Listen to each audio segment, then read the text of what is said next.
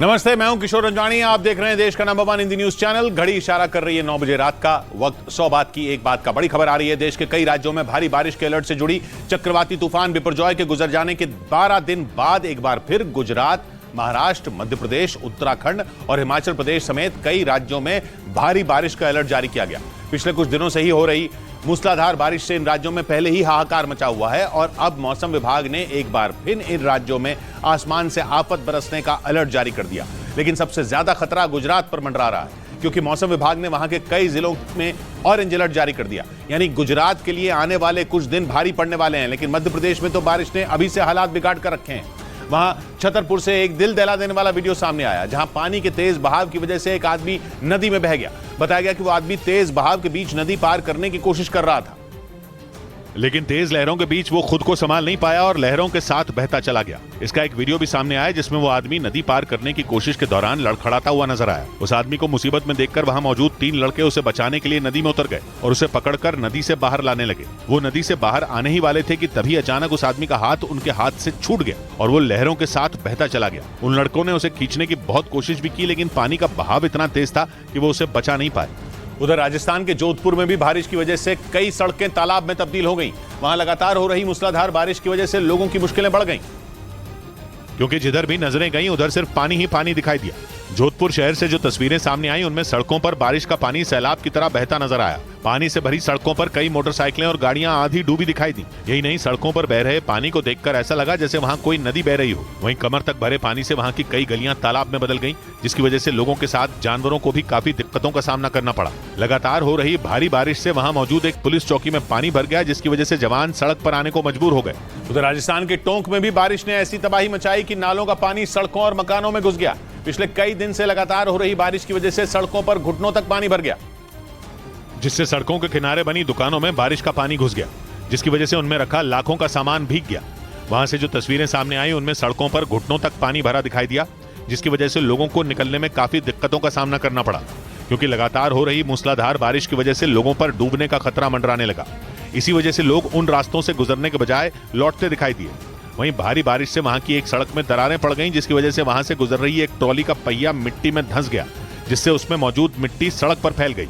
इस बीच तूफान बिपरजॉय के बाद एक बार फिर गुजरात के कई जिलों पर आसमानी आफत का खतरा मंडराने लगा, क्योंकि मौसम विभाग ने राज्य के कई जिलों के लिए ऑरेंज अलर्ट यानी भारी से भारी बारिश की चेतावनी जारी की। अरब सागर में उठा बिपरजॉय तूफान 15 जून को गुजरात के तट से टकराया था, जिसने समंदर के किनारे मौजूद गुजरात के कई जिलों में तबाही मचा दी थी। द्वारका, कच्छ और जूनागढ़ में तो तूफानी हवाओं और भारी बारिश ने हाहाकार मचा दिया था। लेकिन गुजरात के लिए मुसीबत कम होने का नाम नहीं ले रही, क्योंकि मौसम विभाग ने एक बार फिर राज्य पर आसमानी आफत का अलर्ट जारी कर दिया। मौसम विभाग ने वलसाड के लिए ऑरेंज अलर्ट यानी भारी से भारी बारिश की चेतावनी जारी की, जबकि सूरत, तापी और डांग के लिए येलो अलर्ट जारी किया गया। मतलब इन इलाकों में भी भारी बारिश हो सकती है। बिपरजॉय तूफान से हुई बारिश से कच्छ के 4 और सौराष्ट्र इलाके के 2 जलाशय लबालब हैं। ऐसे में अगर आसमान से और पानी बरसा तो ये जलाशय ओवरफ्लो हो जाएंगे, जिससे वहां बाढ़ आ सकती है। वहीं गुजरात के खेड़ा जिले के नडियाद शहर कुछ घंटों की मूसलाधार बारिश से बेहाल हो गया। लगातार हो रही बारिश की वजह से शहर के ज्यादातर हिस्सों में पानी भर गया, जिससे वहां रहने वाले लोगों की मुसीबतें बढ़ गई, क्योंकि शहर के कुछ इलाकों में बारिश का पानी लोगों की कमर तक भर गया। देखकर ऐसा लगा जैसे पूरे शहर में सैलाब आ गया हो। नडियाद शहर की जो तस्वीरें सामने आई उनमें एक तस्वीर में एक अंडरपास बारिश के पानी से भरा दिखाई दिया। पानी भरने से अंडरपास में एक स्कूटर बंद हो गया, जिसे एक आदमी धक्का देकर बाहर निकालने की कोशिश करता दिखा। इसी तरह की एक दूसरी तस्वीर में अंडरपास के पास एक ऑटो बंद हो गया, जिसे उसका ड्राइवर धक्का देकर पीछे की तरफ धकेलता दिखा। शहर के दूसरे इलाकों में भी बारिश के पानी ने सड़कों पर कब्जा कर लिया। सड़कों से बड़ी गाड़ियां तो निकल गईं, लेकिन पैदल चलने वालों की मुसीबतें बढ़ गईं। एक इलाके में सड़क पर खड़ी एक बाइक तो पानी में पूरी तरह डूबी दिखी। इधर भारी बारिश को देखते हुए हरियाणा के पंचकुला में घग्गर नदी के पास आसपास के इलाकों में धारा 144 लागू कर दी गई। साथ ही प्रशासन ने इस नदी के किनारे धार्मिक और सामाजिक कार्यक्रमों पर भी रोक लगाने का फैसला लिया और साफ कर दिया कि इस आदेश को न मानने वालों पर कानूनी कार्रवाई की जाएगी, क्योंकि एक दिन पहले भारी बारिश की वजह से एक कार फिसलकर नदी की तेज लहरों में फंस गई। लेकिन इस खतरनाक स्थिति में भी कुछ लोगों ने जबरदस्त हिम्मत दिखाई और मोटी रस्सी के सहारे किसी तरह उस कार तक पहुंच गए। इस दौरान पानी के तेज बहाव ने कई बार उन लोगों को बहा ले जाने की कोशिश की। हालांकि उन लोगों ने दिलेरी दिखाई और लहरों के बीच फंसी उस कार से महिला को सुरक्षित बाहर निकाल लिया।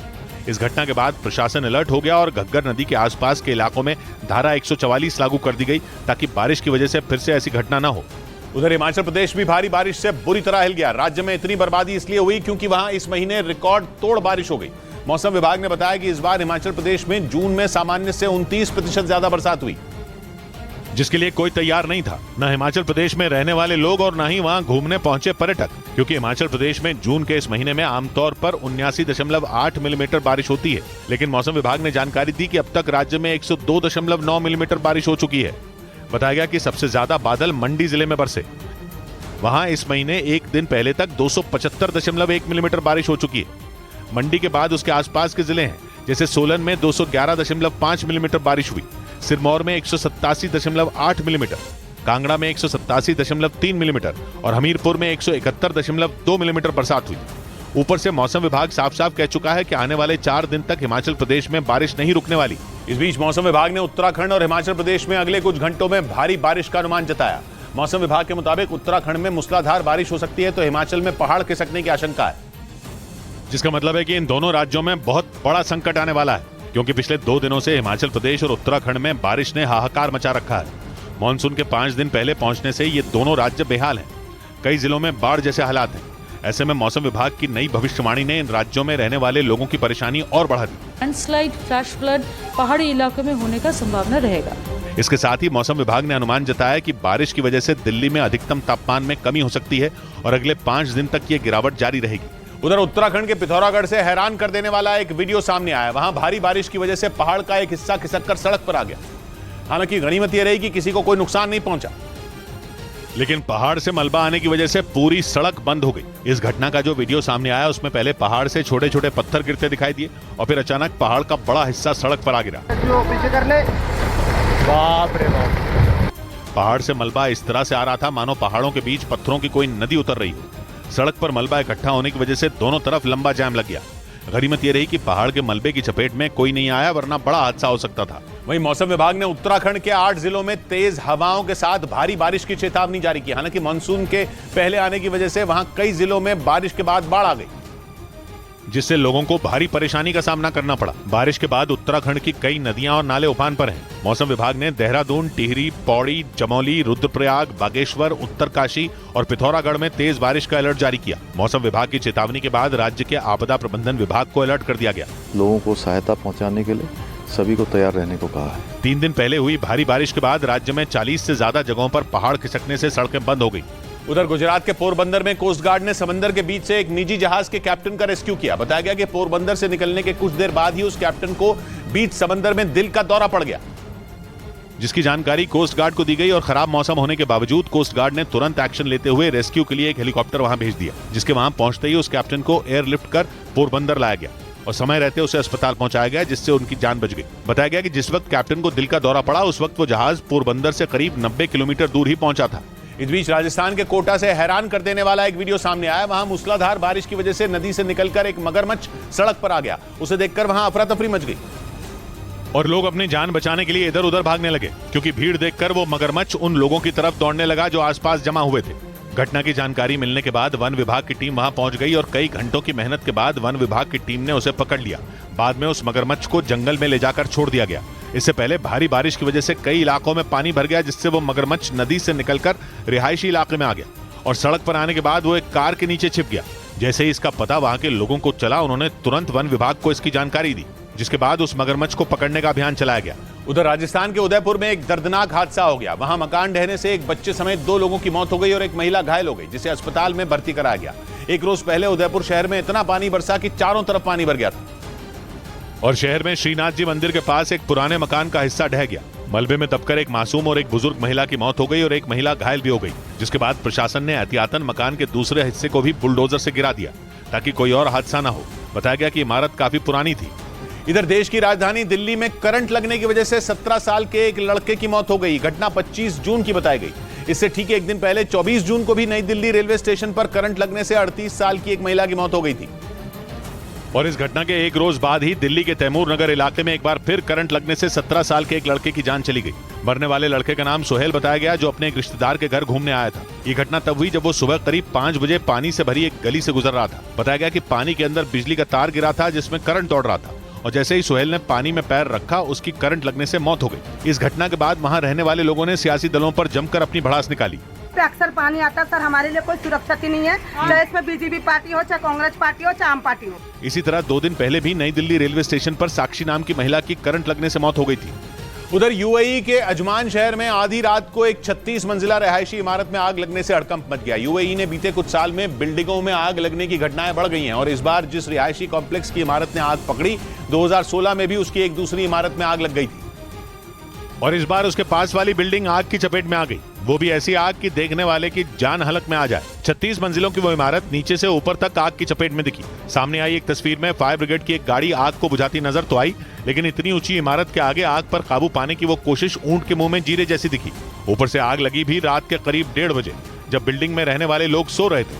आनन फानन में लोगों को वहां से निकालकर होटलों में शिफ्ट कराया गया और वक्त रहते आग को बुझा लिया गया। इस वजह से रात की बात यह रही कि हादसे में किसी को कोई चोट नहीं आई। इस बीच अमेरिका के कई हिस्सों में बवंडर ने जमकर तबाही मचा दी। बवंडर की वजह से वहां 3 लोगों की मौत हो गई। इतना ही नहीं, कई हिस्सों में बिजली भी गुल हो गई, जबकि कुछ जगहों पर बवंडर की वजह से पेड़ गिर गए। क्योंकि बवंडर के साथ तेज हवाएं चली, जो भी उसकी चपेट में आया वो उसे अपने साथ उड़ा ले गया। वहां के एक शहर से बवंडर का एक वीडियो भी सामने आया, जिसमें जमीन से धूल का गुबार आसमान में ऊंचाई तक उठता नजर आया। जमीन से आसमान में उठता बवंडर तेजी से आगे बढ़ता दिखाई दिया। बवंडर से वहां कई घरों को नुकसान पहुंचा। इतना ही नहीं, बवंडर के साथ तेज हवाएं चली, जिसकी वजह से कई जगहों पर बिजली ही गुल हो गई। अमेरिका के अलग अलग शहरों में आए बवंडर ने हवाई सफर करने वालों की भी मुश्किल बढ़ा दी। बवंडर को देखते हुए वहां कई उड़ानों को रद्द कर दिया गया। इधर उत्तर प्रदेश के फतेहपुर में लव जिहाद के एक आरोपी के घर पर बुलडोजर चला दिया गया। आरोपी के सिकंदर नाम के लड़के ने एक हिंदू लड़की से दोस्ती कर उसका रेप किया और फिर पत्थर से कुचलकर उसकी हत्या कर दी, जिसके बाद प्रशासन ने उस पर एक्शन लिया और उसके 2 मंजिला मकान पर बुलडोजर चलवा दिया, जिससे वो बिल्डिंग देखते ही देखते मलबे के ढेर में बदल गई। आरोपी के सिकंदर नाम के उस मुस्लिम लड़के ने खुद को सोनू बताते हुए एक हिंदू लड़की से पहले दोस्ती की और फिर उसका रेप कर दिया, जिसके बाद सिकंदर अहमद उर्फ सोनू पर लव जिहाद का आरोप लगा और पुलिस ने उसके खिलाफ एक्शन ले लिया। इस कार्रवाई के दौरान वहां कई पुलिस वाले मौजूद रहे, जिनके सामने ही खुदाई करने वाली मशीन की मदद से आरोपी के 2 मंजिला मकान को मिट्टी में मिला दिया गया। क्योंकि आरोप है कि सिकंदर नाम के उस आरोपी ने एक हिंदू लड़की को अपना गलत नाम बताकर उसका रेप किया, फिर उसे पत्थर से कुचलकर मार दिया, जिसके बाद उस पर लव जिहाद और हत्या का आरोप लगाते हुए कई हिंदू संगठनों ने कार्रवाई की मांग की और आरोपी सिकंदर अहमद उर्फ सोनू को कड़ी से कड़ी सजा देने की अपील करते हुए पीड़ित लड़की के शव को बीच सड़क पर रखकर विरोध प्रदर्शन किया। पत्थर से सर को इतना कुचला है कि मरा हुआ समझ करके छोड़ करके चले गए हैं। आरोप है कि सिकंदर ने सोनू बनकर 17 साल की उस हिंदू लड़की को झांसा दिया और उसे मिलने के बहाने बुलाया, जहां उसने उस लड़की का रेप किया और फिर उसकी हत्या कर दी। पीड़ित के परिवार वालों का इल्जाम है कि इस वारदात में सिकंदर समेत कुल 4 लोग शामिल थे, लेकिन पुलिस ने सिर्फ एक ही आरोपी को गिरफ्तार किया, जिसके बाद बाकी आरोपियों की गिरफ्तारी की मांग करते हुए वहां जमकर विरोध जताया गया। उधर वैगनर ग्रुप की बगावत से बौखलाए पुतिन ने येवगेनी प्रिगोजिन को सबसे बड़ी चेतावनी दे दी। पुतिन की प्राइवेट आर्मी वैगनर ग्रुप के मुखिया प्रिगोजिन ने 4 दिन पहले अपने लड़ाकों को मॉस्को की तरफ कूच करने का आदेश दिया था, जिसके बाद ये लड़ाके मॉस्को की तरफ रवाना भी हो गए। हालांकि बाद में रूस की सरकार और वैगनर ग्रुप के बीच समझौता हो गया और इसके साथ ही रूस पर मंडराने वाला सबसे बड़ा खतरा भी टल गया। लेकिन वैगनर ग्रुप के इस विद्रोह ने पुतिन के गुस्से को इतना भड़का दिया कि उन्होंने अपने सबसे भरोसेमंद माने जाने वाले येवगेनी प्रिगोजिन को माफ नहीं करने की कसम खा ली। Не могли этого не понимать. Все они понимали, в том числе то. रूस में बगावत के बाद पहली बार देश को संबोधित करते हुए पुतिन ने इस घटना को देशद्रोह करार दिया। इसके साथ ही उन्होंने रूस के लोगों की जमकर तारीफ की, जिन्होंने विद्रोह के बावजूद देश में एकता बनाए रखी। लेकिन वैगनर ग्रुप की बगावत को लेकर पुतिन ने पश्चिमी देशों को नहीं छोड़ा और उन्होंने इसे उनकी साजिश बता दिया। इसके साथ ही उन्होंने पश्चिमी देशों को इसका अंजाम भुगतने की चेतावनी भी दे दी और साथ ही ये आरोप लगाया कि पश्चिमी देश इस फिराक में थे कि रूस के लोग एक दूसरे को मार डालें। पुतिन के मुताबिक पश्चिमी देशों ने ही वैगनर ग्रुप के बहाने रूस को तबाह करने की बड़ी साजिश रची थी। लेकिन उनकी सेना ने 24 घंटे के भीतर ही इस विद्रोह को खत्म करके उनकी चाल को नाकाम कर दिया। पुतिन यही नहीं रुके, उन्होंने पश्चिमी देशों से इसका बदला लेने की धमकी भी दी। वहीं रूस के मीडिया के मुताबिक वैगनर ग्रुप के मुखिया येवगेनी प्रिगोजिन ने पुतिन के खिलाफ बगावत के फैसले का बचाव किया। दावा है कि येवगेनी प्रिगोजिन तख्ता पलट करने के मकसद से नहीं, बल्कि अपनी आर्मी को खत्म होने से बचाने के लिए मॉस्को कूच कर रहे थे। हालांकि पुतिन के इस आरोप को नकारने में पश्चिमी देशों ने वक्त नहीं लगाया और अमेरिकी मीडिया ने दावा किया कि अमेरिका समेत नेटो ने वैगनर की बगावत में हाथ होने से इनकार कर दिया। इससे पहले रूस ने वैगनर ग्रुप के विद्रोह के लिए नेटो को जिम्मेदार ठहराया था और आरोप लगाया था कि इस साजिश में अमेरिका समेत नेटो के कई देश शामिल थे। यही नहीं, एक दिन पहले अमेरिकी अखबार द न्यूयॉर्क टाइम्स ने भी दावा किया कि रूस में वैगनर ग्रुप के विद्रोह की जानकारी अमेरिका को पहले से ही थी। लेकिन इस खबर के अगले ही दिन अमेरिकी मीडिया ने यह दावा किया कि अमेरिका और नेटो का इसमें कोई हाथ नहीं था। यही नहीं, खबर है कि बाइडेन ने यूरोप के देशों को ये निर्देश भी दिया कि वो पुतिन के आरोपों पर कोई जवाब न दें, क्योंकि पुतिन ने ये आरोप लगाया कि वैगनर ग्रुप को पश्चिमी देशों ने ही भड़काया था। अमेरिकी मीडिया के मुताबिक जंग में हथियार न मिलने और अपने लड़ाकों के लगातार मारे जाने से वैगनर ग्रुप बहुत पहले से ही रूसी सेना और पुतिन से नाराज था और ये बगावत उसी नाराजगी की वजह से थी। लेकिन अमेरिकी न्यूज चैनल CNN ने दावा किया कि वैगनर चीफ के प्लान की पूरी खबर अमेरिका को पहले से थी और फिर भी वो तमाशबीन बना रहा। दावा है कि अमेरिका को पहले से जानकारी थी कि येवगेनी प्रिगोजिन रूस में कुछ बड़ा करने वाले हैं, लेकिन इसके बावजूद वो शांत रहा। अमेरिकी न्यूज चैनल CNN के मुताबिक अमेरिका को पुतिन की प्राइवेट आर्मी वैगनर ग्रुप के मुखिया येवगेनी प्रिगोजिन के प्लान की पूरी जानकारी पहले से थी। मतलब अमेरिका को ये बात पता थी कि वैगनर ग्रुप के लड़ाके मॉस्को कूच करने वाले हैं, जिसकी वजह से रूस में गृह युद्ध छिड़ने की पूरी आशंका थी। दावा है कि अमेरिका ने ये बात ब्रिटेन समेत अपने सबसे करीबी दोस्तों को बताई, लेकिन उन्हें भी ये निर्देश दिया कि वो चुप्पी साधे रखें और रूस में होने वाले तमाशे को देखते रहें। खबर है कि अमेरिका ये बात अच्छी तरह से जानता था कि अगर उसने पुतिन को इसकी जानकारी दी तो वो उस पर तख्ता पलट करने का आरोप लगा देंगे, जिससे दोनों देशों के बीच माहौल और बिगड़ जाएगा। उधर पश्चिमी मीडिया ने दावा किया कि रूस के खिलाफ विद्रोह करने वाले वैगनर ग्रुप के चीफ येवगेनी प्रिगोजिन बेलारूस में है, लेकिन वो बेलारूस में कहां है इस पर सस्पेंस कायम है। इससे पहले रूस की सरकार के साथ हुए समझौते के तहत येवगेनी प्रिगोजिन के बेलारूस जाने की खबर सामने आई थी, लेकिन जब 3 दिन बाद भी उनका कोई पता नहीं चला तब रूस के साथ साथ कई देशों की धड़कनें बढ़ गईं, क्योंकि येवगेनी प्रिगोजिन की लोकेशन न मिलने पर यह माना जा रहा है कि उनके दिमाग में कुछ और ही खिचड़ी पक रही है, इसीलिए वो समझौते के मुताबिक बेलारूस नहीं पहुंचे। वहीं पश्चिमी मीडिया का दावा है कि येवगेनी प्रिगोजिन बेलारूस में ही मौजूद है, लेकिन वो बेलारूस में कहां है ये किसी को नहीं पता। इस बीच वैगनर ग्रुप के चीफ ने एक ऑडियो जारी कर रूस के खिलाफ विद्रोह में अपने 30 लड़ाकों के मारे जाने का आरोप लगाया। हालांकि इस दौरान उन्होंने अपनी लोकेशन के बारे में कोई जानकारी नहीं दी। इधर खराब मौसम की वजह से पश्चिम बंगाल के मुख्यमंत्री ममता बनर्जी के हेलीकॉप्टर की इमरजेंसी लैंडिंग कराई गई। इस दौरान उनकी पीठ और पैर में चोट लगने की भी खबर है, क्योंकि खराब मौसम की वजह से ममता बनर्जी के हेलीकॉप्टर की इमरजेंसी लैंडिंग करानी पड़ी, लेकिन हेलीकॉप्टर को उतारने के दौरान उनकी पीठ और पैर में चोट लग गई। हालांकि किसी तरह पायलट ने हेलीकॉप्टर को सुरक्षित तरीके से जमीन पर उतार लिया। She has landed on an emergency landing basis in a Salugada airways. ये घटना उस वक्त हुई जब ममता बनर्जी जलपाईगुड़ी में एक चुनावी रैली को संबोधित करके बागडोगरा लौट रही थी। तभी उनका हेलीकॉप्टर खराब मौसम में फंस गया। हालात इस कदर बिगड़ गए कि पायलट को हेलीकॉप्टर को हर हाल में उतारने का फैसला करना पड़ा। लेकिन ममता बनर्जी को हेलीकॉप्टर की इमरजेंसी लैंडिंग कराने के दौरान लगी चोट के बाद पश्चिम बंगाल का राजनीतिक पारा चढ़ गया, क्योंकि बीजेपी नेता सुकांत मजुमदार ने उनकी चोट पर सवाल उठाते हुए ये पूछ लिया कि आखिर हर चुनाव से पहले ही उन्हें चोट क्यों लगती है। और उनके इस बयान के बाद पश्चिम बंगाल में सियासी बवाल शुरू हो गया, क्योंकि बीजेपी नेता सुकांत मजुमदार ने ममता बनर्जी के चोट लगने की घटना को एक सोची समझी रणनीति करार दिया। साथ ही उन्होंने सवाल उठाया कि चुनाव से पहले ही मुख्यमंत्री को चोट क्यों लगती है। यही नहीं, मजुमदार ने ममता बनर्जी को यात्रा के दौरान सावधानी बरतने की भी नसीहत दी। और बार बार इलेक्शन के सामने उनके पैर में चोट आ रहा है, ये बहुत चिंताजनक बात है। इससे पहले पश्चिम बंगाल में विधानसभा चुनाव से पहले भी ममता बनर्जी को पैर में चोट लग गई थी। उसी दौरान ममता बनर्जी ने एक रैली में बीजेपी को हराने के लिए खेला होबे का नारा तक दिया था। उधर पश्चिम बंगाल के मुर्शिदाबाद में टीएमसी सांसद अभिषेक बनर्जी की सभा से पहले गोलीबारी हो गई, जिसमें टीएमसी के 4 कार्यकर्ता घायल हो गए। आरोप है कि पंचायत चुनाव के लिए प्रचार के दौरान सीपीएम के समर्थकों ने हमला कर दिया, जिसमें टीएमसी के 4 कार्यकर्ताओं को गोली लग गई, जिसके बाद आनंद फानन में उन्हें इलाज के लिए अस्पताल ले जाया गया। बाद में टीएमसी ने आरोप लगाया कि चुनाव प्रचार के दौरान सीपीएम के कुछ समर्थक उनसे भिड़ गए, जिसके बाद बात इतनी बिगड़ गई कि वहां गोलीबारी शुरू हो गई। खबर है कि दोनों पक्षों ने एक दूसरे पर फायरिंग की। ये पूरा बवाल टीएमसी सांसद अभिषेक बनर्जी की सभा से कुछ देर पहले हुआ। अभिषेक बनर्जी वहां पंचायत चुनाव के लिए पार्टी का प्रचार करने जाने वाले थे, लेकिन इस हंगामे की वजह से उनकी सभा रद्द कर दी गई। वहीं पश्चिम बंगाल के कूच बिहार जिले में टीएमसी और बीजेपी के बीच हुई हिंसक झड़प में टीएमसी के एक कार्यकर्ता की गोली लगने से मौत हो गई। हिंसा 8 जुलाई को होने वाले पंचायत चुनाव के प्रचार के दौरान हुई, जिसमें टीएमसी के 5 कार्यकर्ता घायल भी हुए, जिन्हें तुरंत अस्पताल में भर्ती कराया गया। चुनाव प्रचार के दौरान हिंसा की खबर मिलते ही अस्पताल के बाहर टीएमसी के कई कार्यकर्ता इकट्ठा हो गए। उन्होंने इस झड़प के लिए बीजेपी को जिम्मेदार ठहराया। ये घटना पश्चिम बंगाल के कूच बिहार जिले के दिनहाटा इलाके में हुई, जो बांग्लादेश सीमा के नजदीक है, जिसके बाद बीजेपी ने आरोप लगाया कि हमलावर बांग्लादेश से आए थे, जिन्होंने पंचायत चुनाव के लिए प्रचार के दौरान फायरिंग कर माहौल बिगाड़ने की कोशिश की। इस बीच बिहार के गया में एक्साइज विभाग के एक अधिकारी पर रिश्वत लेने का बड़ा आरोप लग गया। इसका एक वीडियो भी सोशल मीडिया पर वायरल हुआ, जिसमें दावा किया गया कि उस अधिकारी का ड्राइवर शराब माफिया से 1 लाख रुपए लेता नजर आया। और इस वायरल वीडियो के सामने आने पर आरोप लगा कि बिहार के गया में एक्साइज विभाग के एक अधिकारी ने अपने ड्राइवर के जरिए रिश्वत ली। वीडियो में शराब माफिया से 1 लाख रुपए लेने वाला आदमी एक्साइज विभाग के उस अधिकारी का निजी ड्राइवर बताया गया, जिसने जब्त की गई शराब से भरी गाड़ी को छोड़ने के लिए शराब माफिया से 1 लाख रुपए लिए। में ओके है, देखिए बाकी एक अपना वहीं वीडियो के सामने आने पर एक्साइज विभाग में खलबली मच गई।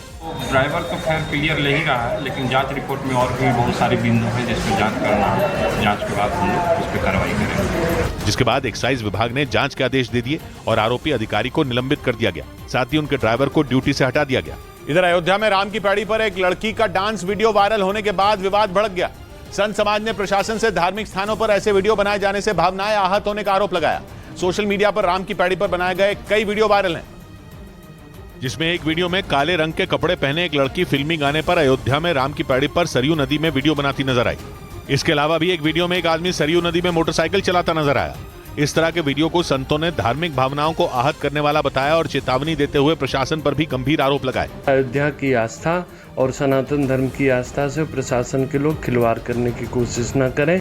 अयोध्या के संत समाज ने आरोप लगाया कि प्रशासन ऐसे मामलों की अनदेखी कर रहा है जिससे लोग धार्मिक स्थानों को पिकनिक स्पॉट बना रहे हैं। उधर मुंबई में महानगर पालिका अधिकारी की पिटाई के मामले में उद्धव ठाकरे गुट के नेताओं पर कार्रवाई की गई। इस मामले में शिवसेना उद्धव गुट के विधायक अनिल परब समेत 15 लोगों के खिलाफ केस दर्ज किया गया।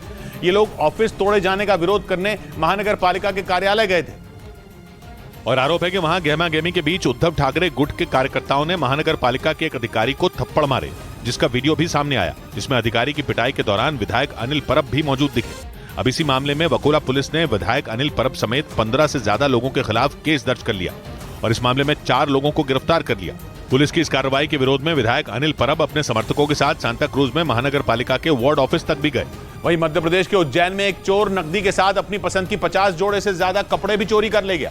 इस हैरान कर देने वाली वारदात का सीसीटीवी वीडियो भी सामने आया, जिसमें एक बदमाश उज्जैन कोतवाली इलाके की एक कपड़े की दुकान में चोरी करता दिखाई दिया। हैरान करने वाली बात यह रही कि इस दौरान उसने दुकान में रखे रुपयों के अलावा अपने साइज के कई जोड़े कपड़े भी चोरी कर लिए। इसके लिए उसने पूरी दुकान में घूम घूम कर चोरी की और इत्मीनान से एक एक कर अपने साइज के कपड़े छांटे। ये पूरी घटना दुकान में लगे सीसीटीवी कैमरे में रिकॉर्ड हो गई। 20 से 21 हजार तक केस था, वो ले गया पूरा। 30 से 50 जोड़ी कपड़े मेरे वो ले गया। इस तरह करीब 1 घंटे तक वो दुकान के अंदर चोरी करता रहा और रुपयों के साथ करीब 50 जोड़े पसंद के कपड़े अपने साथ ले गया। उधर तुर्की ने उत्तरी सीरिया में 11 कुर्द लड़ाकों को ढेर करने का दावा किया। तुर्की के मीडिया के मुताबिक इस हमले में कुर्द लड़ाकों के कई ठिकाने भी तबाह हो गए। इन कुर्द लड़ाकों को तुर्की आतंकी मानता है, क्योंकि कुर्द लड़ाकों ने पिछले 3 दशक से तुर्की की नाक में दम कर रखा है।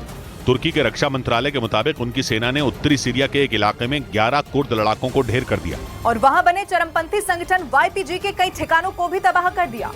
जो कुर्द लड़ाकों के चरमपंथी संगठन PKK से जुड़ा हुआ है और उत्तरी सीरिया में सक्रिय है, जिस पर तुर्की में आतंकी हमले करने के आरोप लगते रहे। दावा किया गया कि पिछले 3 दशक में PKK तुर्की के कई शहरों को दहला चुका है और इन हमलों में अब तक तुर्की के 40,000 से ज्यादा लोगों की जान जा चुकी है। इधर दिल्ली में दिन दहाड़े एक डिलीवरी एजेंट से हुई लाखों की लूट के मामले में पुलिस ने 7 आरोपियों को गिरफ्तार कर लिया। 3 दिन पहले दिल्ली के प्रगति मैदान इलाके में 4 नकाबपोश लुटेरों ने इस सनसनीखेज वारदात को अंजाम दिया था और अब इस मामले में दिल्ली पुलिस ने वारदात में शामिल सभी आरोपियों को धर दबोचा। लूट की इस वारदात का एक सीसीटीवी वीडियो भी सामने आया, जिसमें प्रगति मैदान के टनल में बाइक सवार 4 बदमाश हथियार के दम पर कार में बैठे डिलीवरी एजेंट से पैसों का भरा बैग छीनकर फरार होते नजर आए।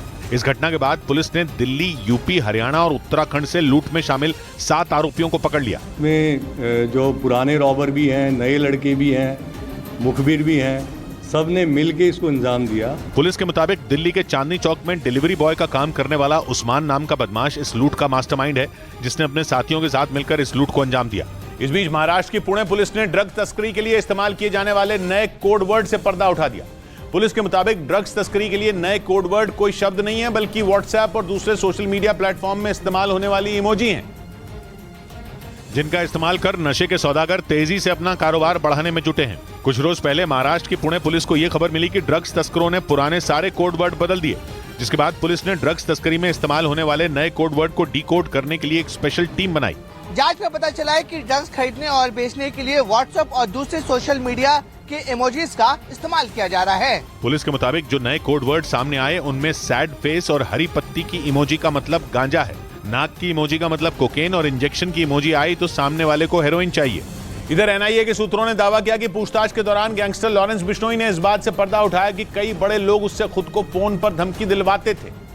सूत्रों के मुताबिक लॉरेंस ने यह भी बताया कि धमकी देने के बदले उसे हर महीने पैसे मिलते थे।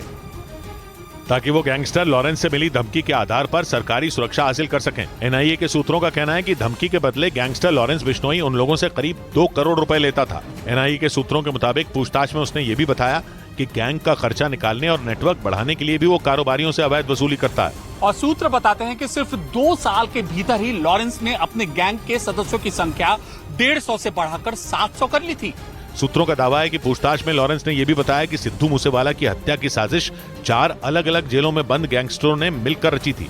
उधर पाकिस्तान में नवाज शरीफ की वापसी की तैयारी पूरी हो गई, क्योंकि वहां की संसद में लाइफ टाइम डिस्क्वालिफिकेशन का कानून बदल दिया गया और नए कानून के तहत किसी भी सांसद को 5 साल से ज्यादा के लिए अयोग्य करार नहीं दिया जाएगा, जिसका सीधा फायदा नवाज शरीफ को होगा और वो पाकिस्तान लौटकर न सिर्फ चुनाव लड़ सकेंगे बल्कि जीतने के बाद वहां के प्रधानमंत्री भी बन सकते हैं। क्योंकि पाकिस्तान की संसद ने लाइफ टाइम डिस्क्वालिफिकेशन के कानून को बदल दिया, जिसके तहत नवाज 5 साल तक ही चुनाव लड़ने के लिए अयोग्य हैं और ये अवधि पूरी हो चुकी है, क्योंकि नवाज शरीफ को जून 2017 में कई मामलों में सजा सुनाई गई थी और उनके पूरी जिंदगी चुनाव लड़ने पर पाबंदी लगा दी गई थी। लेकिन नए कानून ने उनका चुनाव लड़ने का रास्ता साफ कर दिया। नवाज शरीफ की पार्टी के सूत्रों ने तो ये तक दावा किया कि आने वाले वक्त में उनकी पाकिस्तान वापसी हो सकती है। 3 बार पाकिस्तान के पीएम रह चुके नवाज इस समय दुबई में है, जहाँ उन्होंने अपनी बेटी मरियम नवाज के साथ सऊदी अरब के क्राउन प्रिंस मोहम्मद बिन सलमान से मुलाकात की। इधर आतंकवाद के मुद्दे पर भारत और अमेरिका के साझा बयान पर पाकिस्तान झुंझला गया। पाकिस्तान के विदेश मंत्रालय ने अमेरिकी दूतावास के अधिकारी को तलब कर लिया। असल में प्रधानमंत्री नरेंद्र मोदी के अमेरिकी दौरे में दोनों देशों ने साझा बयान जारी किया और कहा कि पाकिस्तान उसके यहां पल रहे आतंकियों पर सख्त एक्शन ले। इसके साथ ही आतंकवादी घटनाओं को अंजाम देने में अपनी जमीन का इस्तेमाल न होने दें। अमेरिका और भारत के इसी साझा बयान से पाकिस्तान बुरी तरह चिढ़ गया।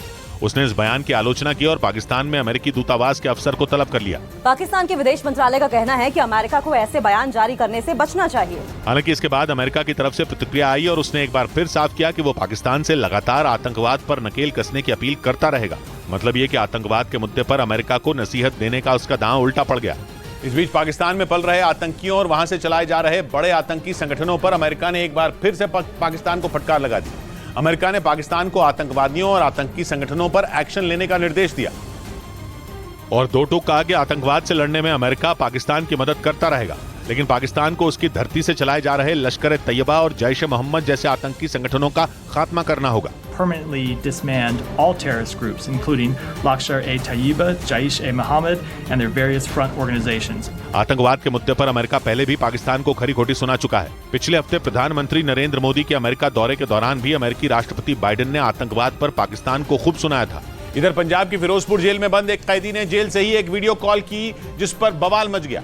इस वीडियो कॉल में अमन कुमार नाम का कैदी जेल के बाहर मौजूद कुछ लोगों के साथ लाइव चैट करता हुआ नजर आया और आरोप है कि उसने उस लाइव चैट में हिस्सा फिरोजपुर की जेल के अंदर बैठ कर लिया। जैसे ही उस कैदी का ये वीडियो वायरल हुआ, जेल प्रशासन हरकत में आ गया। इसके बाद उसकी बैरक की तलाशी ली गई, जहां से पुलिस को 2 स्मार्टफोन मिले। मोबाइल फोन अंदर किमें आया। बताया गया कि हत्या के आरोप में बंद अमन कुमार नाम के कैदी ने अपने जन्मदिन के मौके पर लाइव आकर जेल के बाहर मौजूद अपने दोस्तों के साथ अपना जन्मदिन मनाया। हालांकि वीडियो वायरल होने के बाद जेल प्रशासन ने उसके खिलाफ कड़ा एक्शन ले लिया। उधर राजस्थान के श्रीगंगानगर में एक महिला से बदसलूकी करने के आरोप में एक एएसआई को लाइन हाजिर कर दिया गया। बताया गया कि 2 दिन पहले पुलिस एक मामले में आरोपी को गिरफ्तार करने वहां पहुंची थी और आरोप है कि इसी दौरान उस महिला से बदसलूकी की गई और उसे वहां मौजूद उस पुलिस अधिकारी ने धक्का देकर गिरा दिया, जिसका वीडियो सामने आने के बाद उस पुलिस अधिकारी को लाइन हाजिर कर दिया गया। बताया गया कि पुलिस एक आरोपी को गिरफ्तार करने वहां गई थी। इस दौरान जब उस आरोपी की पत्नी ने पुलिस से गिरफ्तारी की वजह पूछी तो पुलिस अधिकारी ने महिला को धक्का मारकर गिरा दिया। इस मामले में पीड़ित परिवार ने पुलिस पर उनके साथ धक्का मुक्की और मारपीट करने का आरोप लगाया। वहीं पुलिस के मुताबिक जब वो आरोपी को ले जा रहे थे तो वो महिला उनकी गाड़ी के सामने आकर विरोध करने लगी थी, जिसके बाद उसे हटाया गया तो वो गिर गई। इधर गुजरात के वडोदरा से चौंकाने वाला एक वीडियो सामने आया, जिसमें एक निजी यूनिवर्सिटी में 2 गुटों के छात्र एक दूसरे को पीटते नजर आए। वहां छात्र विरोध प्रदर्शन कर रहे थे। बताया गया कि उनमें एक छात्र ने एक लड़की पर टिप्पणी कर दी, जिससे वहां झगड़ा शुरू हो गया, जिसके बाद दोनों गुटों के छात्र एक दूसरे को पीटते दिखाई दिए। कोई धक्का मारता नजर आया तो किसी ने लात घूंसों की बरसात कर दी, जिससे मामूली विवाद खूनी झड़प में तब्दील हो गया। गुजरात के वडोदरा में एक निजी यूनिवर्सिटी में छात्र कॉमर्स फैकल्टी में सीट बढ़ाने की मांग पर प्रदर्शन कर रहे थे। आरोप है कि इसी दौरान दूसरे गुट के किसी छात्र ने एक छात्रा पर टिप्पणी कर दी, जिसके बाद जबरदस्त मारपीट हो गई और एक छात्र बुरी तरह जख्मी हो गया। इस बीच महाराष्ट्र के वर्धा में पुलिस ने सीसीटीवी फुटेज की मदद से एक पेट्रोल पंप पर तोड़फोड़ और लूटपाट करने के आरोपियों को दबोच लिया। वहां पेट्रोल पंप पर दिन दहाड़े हुई इस घटना की वजह से सनसनी फैल गई। शिकायत मिलने पर पुलिस ने जांच शुरू की और सबसे पहले पेट्रोल पंप पर लगे सीसीटीवी कैमरों को खंगालना शुरू किया और सीसीटीवी कैमरे में जो वीडियो रिकॉर्ड हुए उनमें 2 लोग पैदल ही पेट्रोल पंप की तरफ आते दिखाई दिए, जिनमें एक आदमी खून से लथपथ नजर आया। पेट्रोल पंप पर पहुंचते ही दोनों ने अचानक तोड़फोड़ शुरू कर दी। इस दौरान एक हमलावर वहां मौजूद दफ्तर की ओर बढ़ा और उसने पेट्रोल पंप कर्मी के साथ मारपीट की। कुछ देर तक उत्पात मचाने के बाद दोनों हमलावर एक मोटरसाइकिल पर बैठकर भाग निकले। उनके जाते ही एक मोटरसाइकिल पर बैठे 2 लोग और वहां पहुंचे। उन दोनों ने भी पेट्रोल पंप पर तोड़फोड़ की और फरार हो गए। शिकायत मिलने पर पुलिस ने सीसीटीवी फुटेज की मदद से चारों आरोपियों को ढूंढ निकाला और उनसे पूछताछ में जुट गई।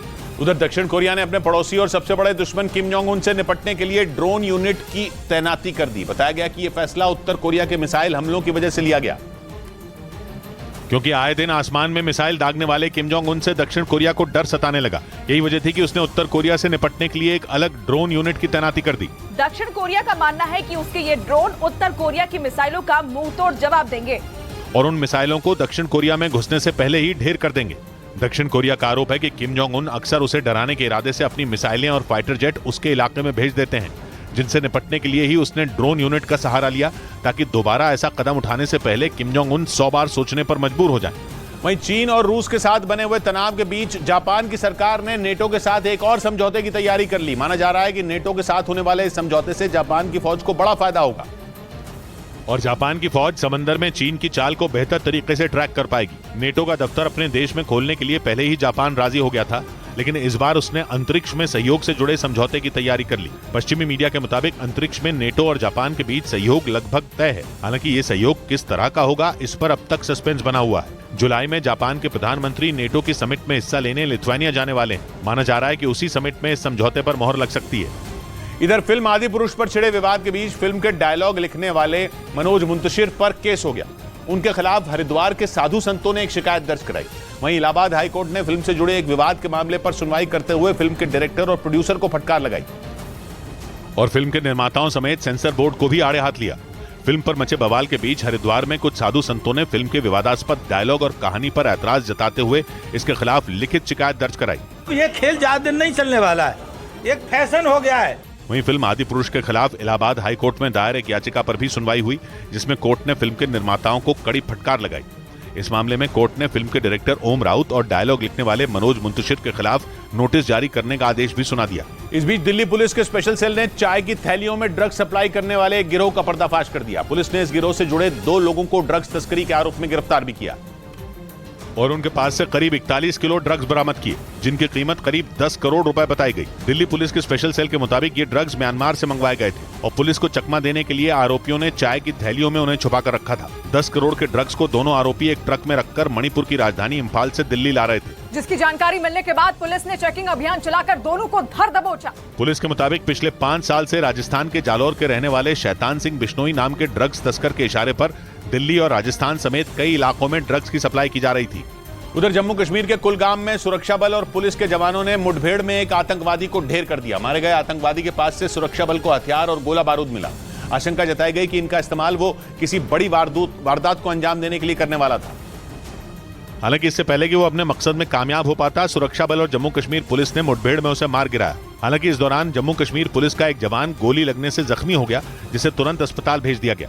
मारे गए आतंकी का नाम आदिल मजीद लोन बताया गया, जो कुलगाम का ही रहने वाला था। यह आतंकी आदिल आतंकवादी संगठन अल बदर से जुड़ा हुआ बताया गया। मुठभेड़ में मारे जाने से ठीक पहले उसने ये बात खुद कबूल की। मैं अल बदर नामी तंजीम के साथ वाबस्ता था, उनके साथ काम करता था काफी टाइम से। मुठभेड़ के बाद सुरक्षा बलों ने पूरे इलाके में चौकसी बढ़ा दी। चप्पे चप्पे पर सुरक्षा बल के जवान तैनात कर दिए गए।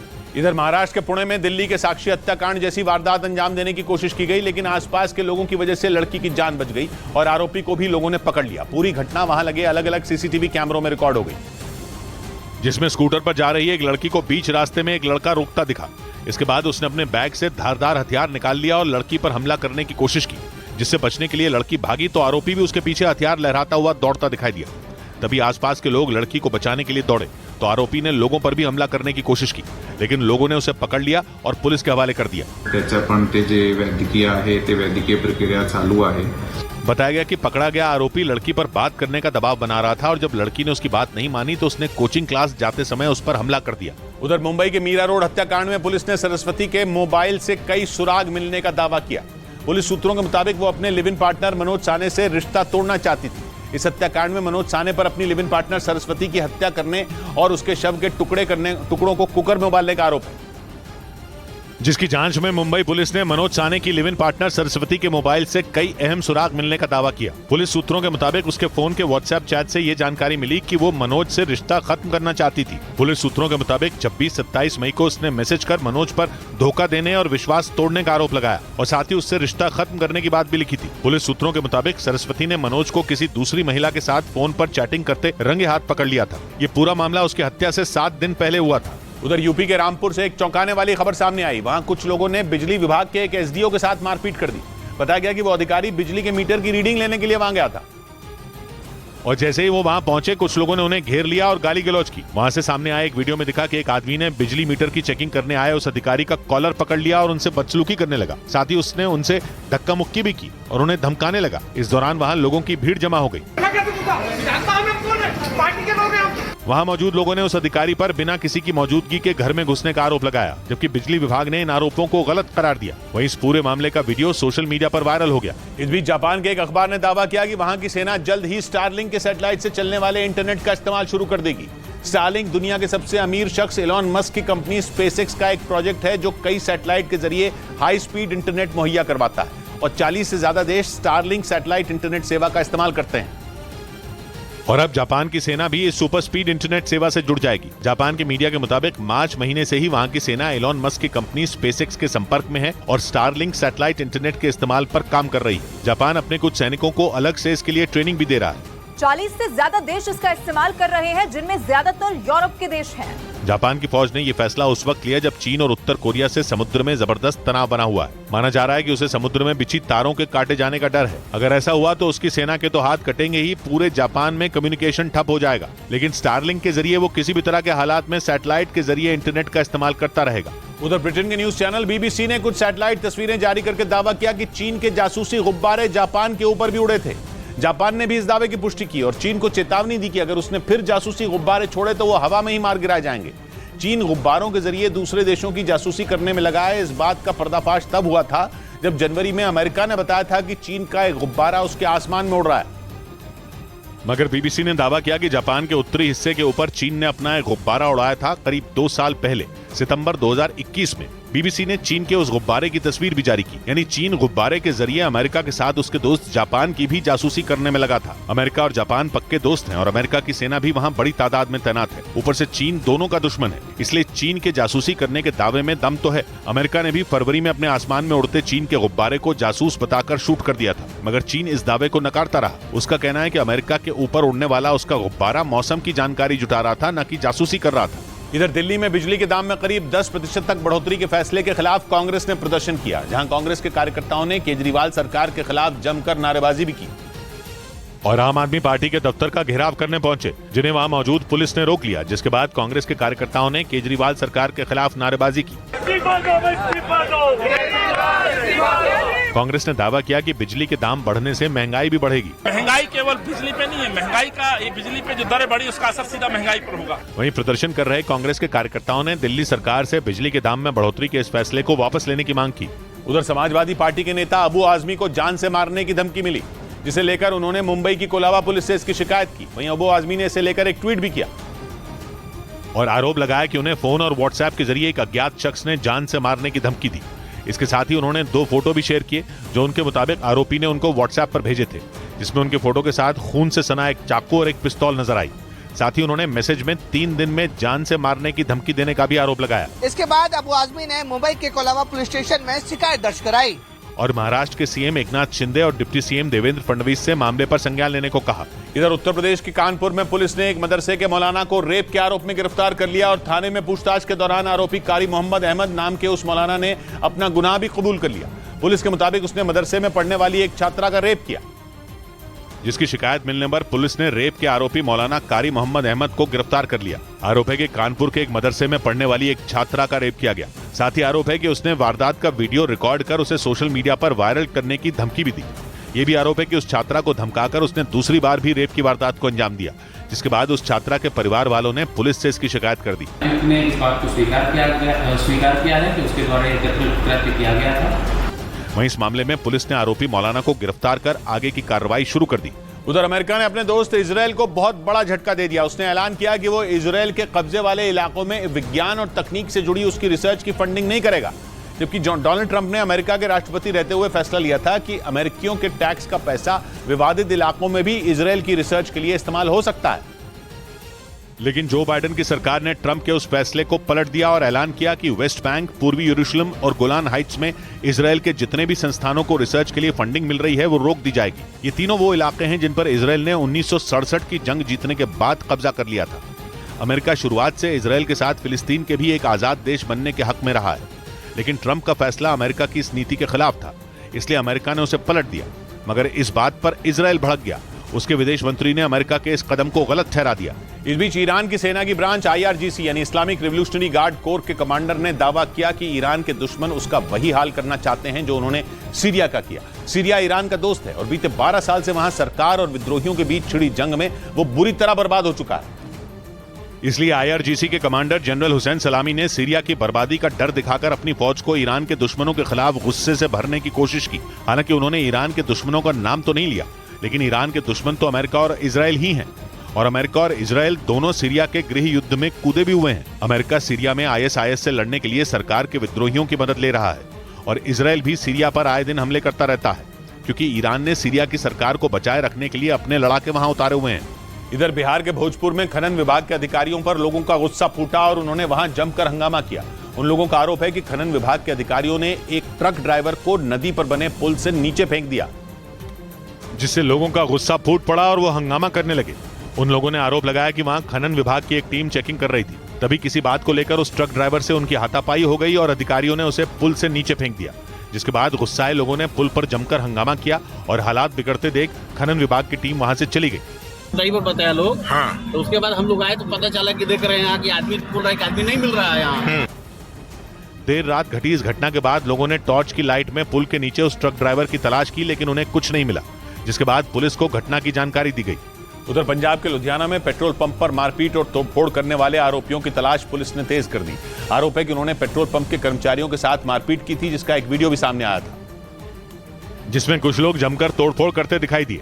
आरोप है कि देर रात कुछ लोग लुधियाना के एक पेट्रोल पंप पर पेट्रोल भरवाने आए थे और जब पेट्रोल पंप के कर्मचारियों ने उनसे पैसे मांगे तो उन्होंने कर्मचारियों के साथ हाथापाई करनी शुरू कर दी और फोन कर अपने साथियों को भी बुला लिया। जिसके बाद आरोपियों ने पेट्रोल पंप पर तोड़फोड़ की और वहां के कर्मचारियों पर हमला कर दिया, जिससे बचने के लिए उन्हें एक कमरे में छिपकर अपनी जान बचानी पड़ी।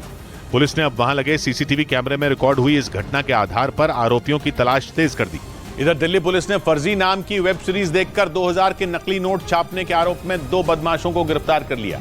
पकड़े गए दोनों आरोपियों के नाम ताजिम और इरशाद बताए गए, जो यूपी के शामली जिले के कैराना के रहने वाले हैं। पुलिस ने उनके पास से करीब 5.5 लाख रुपए के जाली नोट बरामद किए। और पुलिस के मुताबिक आरोपी ताजिम और इरशाद को फर्जी नाम की वेब सीरीज देखकर नकली नोट छापने का आइडिया आया। दोनों को मौका तब मिला जब 2000 के नोट चलन से बाहर होने लगे। आरोप है कि इसी बात का दोनों ने फायदा उठाया और 2000 के नकली नोट छापकर उन्हें सस्ते दाम पर बदलना शुरू कर दिया। इसी दौरान दिल्ली पुलिस को इसकी भनक लग गई और फौरन पुलिस ने मामले की जांच शुरू की। और इसी बीच पुलिस को यह पता चला कि ताजिम जाली नोट के साथ दिल्ली के अलीपुर आने वाला है। इसके बाद पुलिस ने उसे गिरफ्तार कर लिया। उसके पास से पुलिस को 2.5 लाख रुपए के नकली नोट मिले। बाद में पुलिस ने यूपी के कैराना से इरशाद को भी गिरफ्तार कर उसके घर से करीब 3 लाख के नकली नोट बरामद कर लिए। उधर बिहार के भोजपुर में एक ट्रेन का इंजन फेल होने पर यात्रियों ने जमकर बवाल किया और दूसरे ट्रैक पर आ रही ट्रेन को भी रोक दिया, जिसकी वजह से कई घंटों तक दानापुर रेल मंडल में वो दोनों ट्रेनें रुकी रहीं। और ट्रेन के यात्री घंटों तक रेलवे ट्रैक पर हंगामा करते दिखे। बताया गया कि बिहार के भोजपुर के पास संघमित्रा एक्सप्रेस का इंजन फेल हो गया था, जिसकी वजह से यात्रा घंटों तक रुकी रही, जिससे परेशान होकर यात्रियों ने हंगामा शुरू कर दिया। ट्रेन से सैकड़ों यात्री रेलवे ट्रैक पर आ गए और जल्द से जल्द इंजन बदलने की मांग करने लगे। इस दौरान दूसरे ट्रैक पर आ रही इंदौर पटना एक्सप्रेस को भी यात्रियों ने रोक दिया, जिसकी वजह से कई घंटों तक दानापुर मंडल के दोनों रेलवे ट्रैक प्रभावित रहे।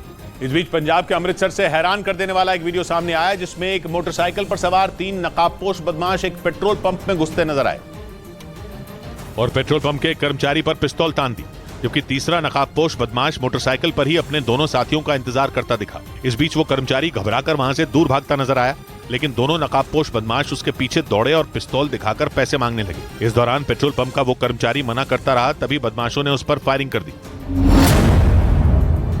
इसके बाद जो हुआ, ब्रेक के बाद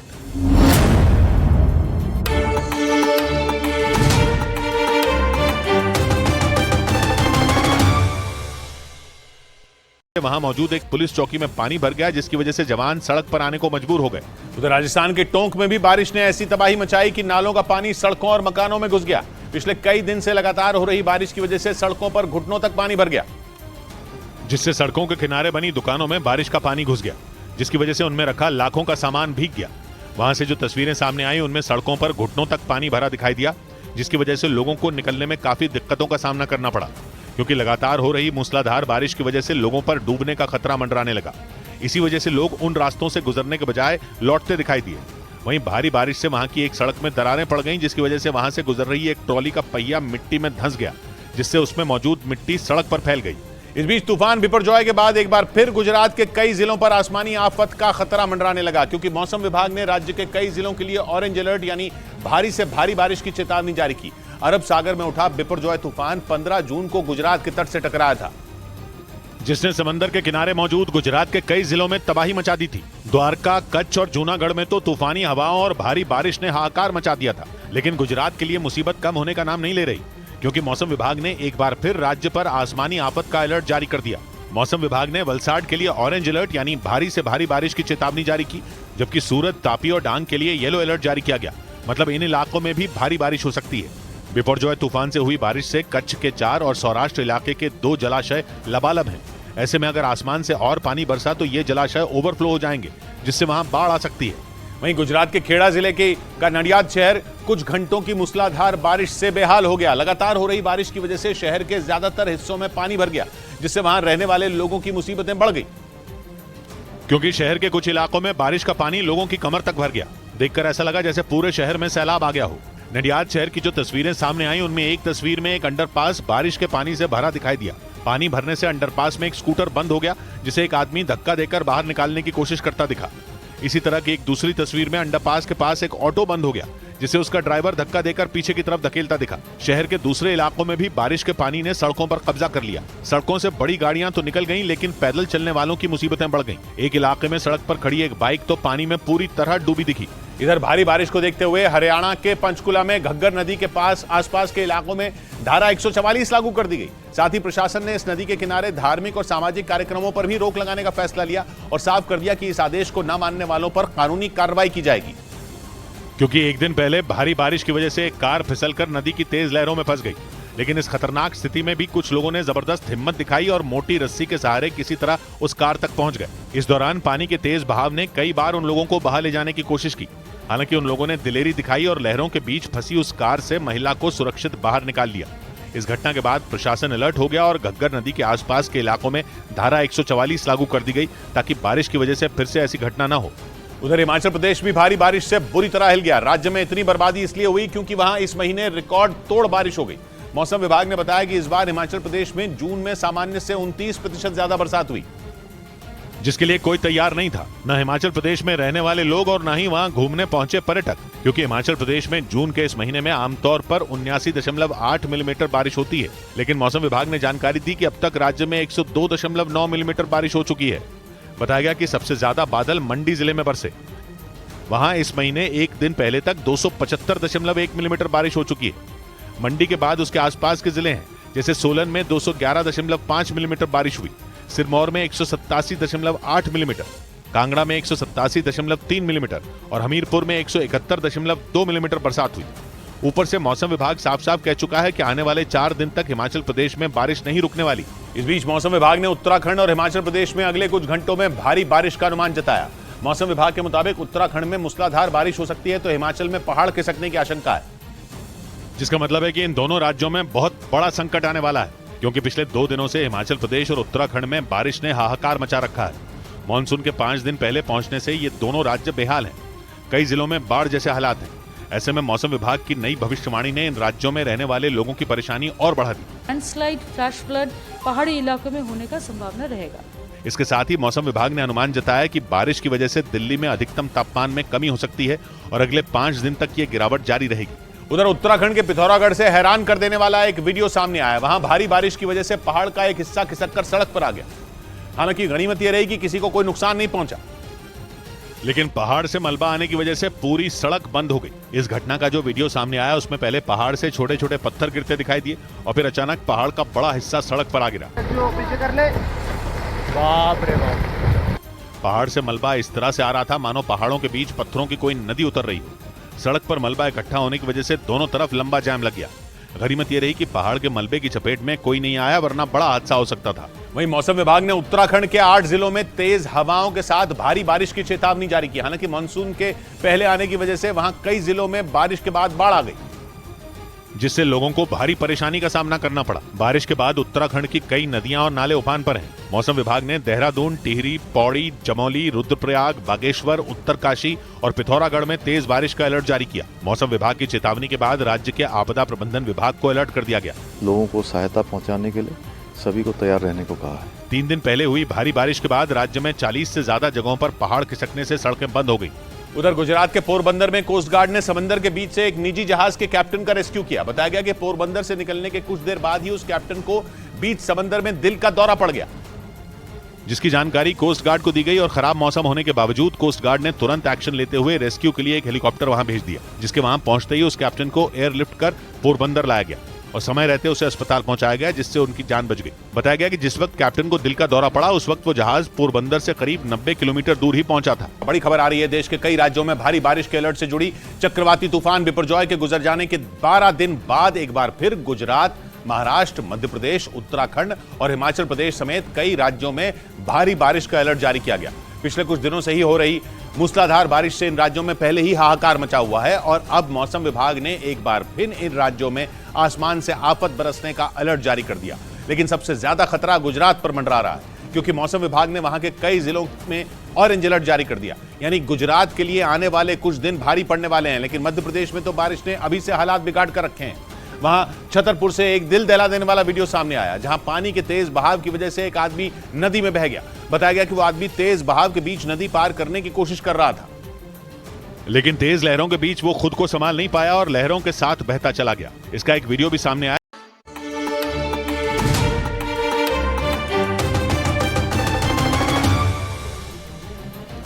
ब्रेकिंग न्यूज आ रही है रूस यूक्रेन जंग से जुड़ी। रूस का आरोप है कि ब्रिटेन ने काला सागर में उसके इलाके में घुसपैठ की कोशिश की। रूस के मुताबिक ब्रिटेन के 2 लड़ाकू विमान उसकी सीमा के बहुत करीब तक पहुंच गए, जिन्हें उसके फाइटर जेट ने खदेड़ दिया। रूस का आरोप है कि ब्रिटेन ने काला सागर के ऊपर अपने 2 फाइटर जेट रूस की खुफिया जानकारी जुटाने के इरादे से भेजे थे, लेकिन रूस ने दावा किया कि उसकी सेना ने ब्रिटिश सेना के उन दोनों लड़ाकू विमानों को खदेड़ दिया। बताया गया कि ब्रिटेन के 2 टाइफून लड़ाकू विमान और एक टोही विमान काला सागर के ऊपर उड़ते हुए रूस की सीमा के करीब पहुंच गए, लेकिन तभी रूस ने अपने सुखोई Su-27 लड़ाकू विमान उनके पीछे लगा दिए, जिसके बाद वो विमान रूस की सीमा से दूर चले गए। रूस के मुताबिक ब्रिटिश सेना के 3 विमान काला सागर के ऊपर उड़ते उड़ते उसकी सीमा के करीब पहुंच गए। रूस के रक्षा मंत्रालय ने इससे जुड़ा एक वीडियो भी जारी किया, जिसमें वो विमान आसमान में उड़ते दिखाई दिए। हालांकि ब्रिटिश लड़ाकू विमानों ने रूस की हवाई सीमा में घुसपैठ नहीं की। एक हफ्ते पहले ही ब्रिटेन की वायुसेना ने नेटो के हवाई क्षेत्र के पास उड़ान भर रहे एक रूसी विमान को खदेड़ने का दावा किया था, लेकिन इस बार रूस ने ब्रिटिश टाइफून लड़ाकू विमान को खदेड़ने का दावा कर दिया। इस बीच रूस के लड़ाकू विमानों ने बाल्टिक सागर के किनारे मौजूद नेटो देशों के करीब अपनी ताकत दिखाई। रूस ने अमेरिका समेत नेटो देशों के सामने शक्ति प्रदर्शन के लिए वायुसेना की एक ड्रिल शुरू की, जिसमें रूस के खतरनाक Su-27 लड़ाकू विमान ने हिस्सा लिया। रूस की वायुसेना ने इस दौरान क्रूज मिसाइल से दुश्मन पर हमले का अभ्यास किया। रूस के रक्षा मंत्रालय ने इस अभ्यास का एक वीडियो भी जारी किया, जिसमें रूस की वायुसेना के लड़ाकू विमान हवा से हवा में दुश्मन को ढेर करने का अभ्यास करते दिखे। और रूस की वायुसेना के लड़ाकू विमानों की गरज से पूरा बाल्टिक सागर का इलाका गूंज उठा। ये वो इलाका है जहां बाल्टिक देश लिथुआनिया, लातविया और एस्टोनिया मौजूद हैं और तीनों ही नेटो के सदस्य देश हैं, जिनमें लातविया और एस्टोनिया की सीमा तो रूस से लगती है, जबकि लिथुआनिया की सीमा रूस के सबसे करीबी बेलारूस से लगती है। जिसका मतलब ये कि नेटो के ये छोटे सदस्य देश हर वक्त पुतिन की वायुसेना के रडार पर हैं।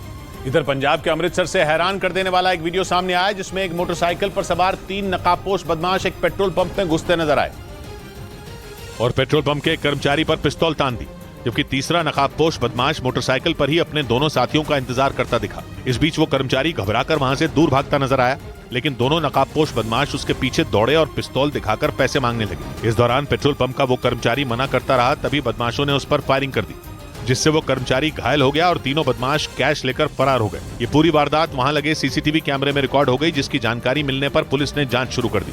उधर दिल्ली के द्वारका इलाके से एक ऐसा मामला सामने आया जिसने सबको चौंका दिया। आरोप है कि वहां एक कार सवार ने नशे में धुत होकर कई गाड़ियों को टक्कर मारने के बाद हंगामा किया। इतना ही नहीं, आरोप है कि नशे में धुत उस कार सवार ने सड़क से गुजर रहे कुछ लोगों पर भी कार चढ़ा दी। जिसके बाद लोगों का गुस्सा भड़क गया और उन्होंने उस कार सवार को पकड़ लिया।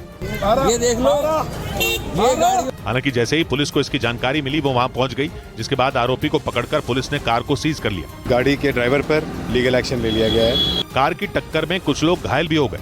राहत की बात यह रही कि किसी की जान नहीं गई, क्योंकि जिस तरह से कार के शीशे टूटे दिखाई दिए उससे अंदाजा लगाया जा सकता है कि कार ने लोगों को कितनी तेज टक्कर मारी होगी।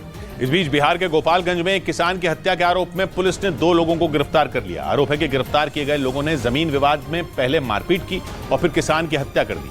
किसान की हत्या के दिन का एक वीडियो भी सामने आया, जिसमें कई लोग नजर आए जो उस किसान और उसके भाई पर हमला करते दिखे। इस दौरान दोनों पर जमकर लाठियां बरसाई गईं और इसके बाद एक आरोपी ने उस किसान पर भाले से हमला कर दिया, जिससे उसकी मौत हो गई और उसका भाई घायल हो गया। इतना ही नहीं, आरोपियों ने उसकी मोटरसाइकिल को भी नुकसान पहुंचाया। हम लोगों के ऊपर घेर करके हमला हो गया। पुलिस ने मामले में 4 लोगों के खिलाफ केस दर्ज कर लिया, जिनमें 2 आरोपियों को गिरफ्तार कर लिया गया।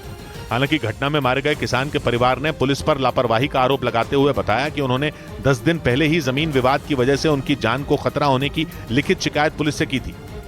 उधर पश्चिमी मीडिया के मुताबिक रूस में तख्ता पलट की कोशिश में नाकाम रहे वैगनर चीफ की नजर अब बेलारूस में मौजूद रूस के परमाणु हथियारों पर टिक गई।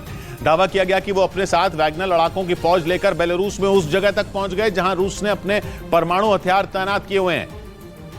यानी वैगनर ग्रुप की वजह से एक बार फिर पुतिन की मुश्किलें बढ़ सकती हैं। पश्चिमी मीडिया के मुताबिक बेलारूस की राजधानी मिन्स्क से करीब 100 किलोमीटर की दूरी पर मौजूद असिपोविची शहर में रूस का एक परमाणु अड्डा है।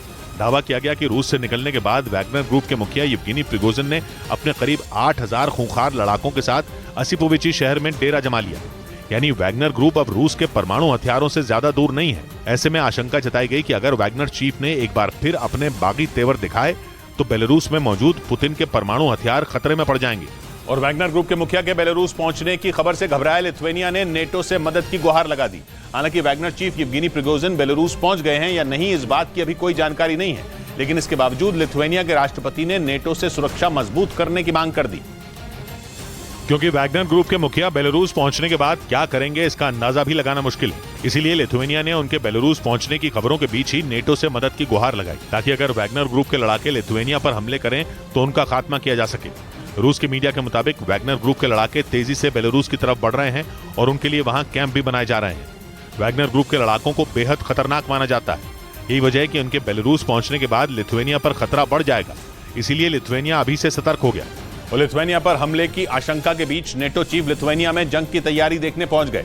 वैगनर ग्रुप ने 3 रोज पहले पुतिन से बगावत की थी, जिसके बाद वैगनर ग्रुप के मुखिया येवगेनी प्रिगोजिन के बेलारूस जाने की खबरें सामने आई। लिथुआनिया बेलारूस का पड़ोसी देश है और जंग की शुरुआत से ही यूक्रेन का समर्थन करता आया है। लेकिन अब जब वैगनर ग्रुप के लड़ाकों के बेलारूस पहुंचने की खबर आई तो लिथुआनिया भी सतर्क हो गया। हालांकि लिथुआनिया नेटो का सदस्य है। ऐसे में अगर वैगनर ग्रुप के लड़ाकों ने उस पर हमले किए तो नेटो के बाकी देश मिलकर उसको जवाब देंगे। लेकिन इसके बावजूद लिथुआनिया ने अपनी तैयारी भी तेज कर दी। लिथुआनिया के सैनिकों ने टैंक और बख्तरबंद गाड़ियों के साथ दुश्मन को ढेर करने का अभ्यास किया।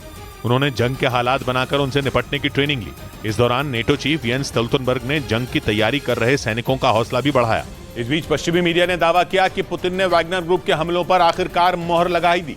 पश्चिमी मीडिया के मुताबिक पुतिन ने यह बात कबूल कर ली कि उनकी सेना के पायलटों को निशाना बनाने की साजिश वैगनर ग्रुप ने ही रची थी। और वैगनर ग्रुप के मुखिया येवगेनी प्रिगोजिन के बागी तेवरों ने ही उनकी सेना के कई पायलटों की जान ले ली। पश्चिमी मीडिया का दावा है कि उस दौरान पुतिन ने यह भी माना कि उस हमले के लिए वैगनर ग्रुप ही जिम्मेदार था, जिसमें मॉस्को से करीब 200 किलोमीटर दूर पुतिन की सेना के काफिले को निशाना बनाया गया था। आरोप है कि इस दौरान रूसी सेना के करीब 13 विमान भी ढेर हुए, जिन्हें चलाने वाले एक भी पायलट की जान नहीं बचाई जा सकी। आशंका जताई जा रही थी कि यह हमला वैगनर ग्रुप ने किया और अब पश्चिमी मीडिया के मुताबिक इस बात पर खुद पुतिन ने भी मोहर लगा दी।